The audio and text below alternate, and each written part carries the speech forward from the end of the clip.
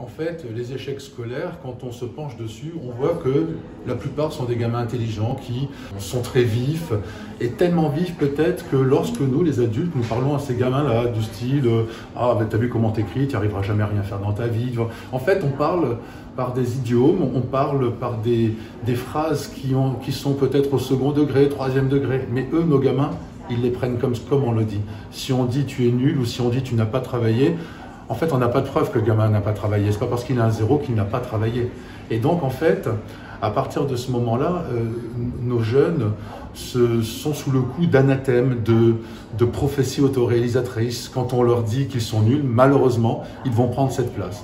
Et la première chose dont ont besoin nos gamins dans cette transmission, c'est notre exemplarité. Et donc, si on commence à faire attention à ce qu'on leur dit, à ce qu'on leur transmet, je pense que déjà on a une meilleure chance d'y arriver avec eux. Et c'est vraiment ce plan humain qui est déjà le plus important. Après, scolairement, quand un gamin est bien, que 2 plus 2 fasse 4 ou 5, et ben, au bout d'un moment, il l'apprendra, il n'y a aucun problème là-dessus. Mais il faut vraiment qu'il ait une assise, qu'il puisse être dans un milieu où il puisse se construire, et donc dans un milieu de confiance. Et donc, il faut réparer cette non-confiance à l'adulte que ben, nous, les adultes, sans faire exprès même, sans le vouloir, on a pu briser. Ensuite, il faut permettre à un gamin de pouvoir se rattraper, c'est-à-dire que le temps passe, et on n'arrive pas à l'arrêter, il n'y a pas de pause au temps. Et donc, quand un gamin commence à prendre du retard, si on ne fait pas attention, il va se croire perdu et à partir de là, il abandonne. Donc, il faut toujours qu'il y ait une chance.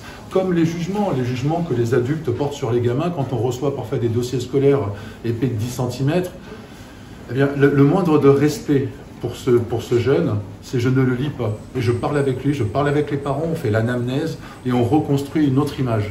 Ils ont besoin d'avoir une image extérieure. Et c'est pour ça que nous, les profs, la première chose que l'on doit faire, c'est être la conscience externe de ces enfants. C'est-à-dire être leur Jiminy Cricket.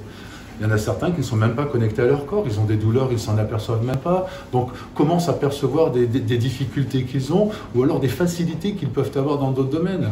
On doit vraiment être en lien très serré avec ces enfants-là.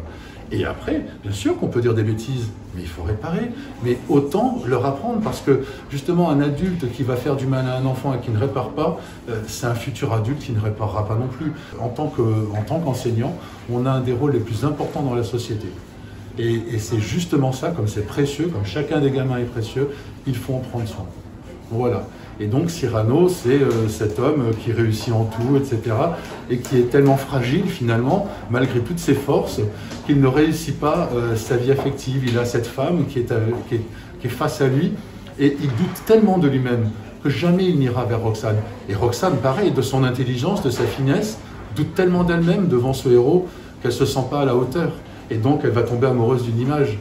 Et c'est un petit peu ça, Cyrano. Voilà, c'est cette seconde chance qu'on peut espérer avoir et d'accompagner l'enfant sur le plan humain.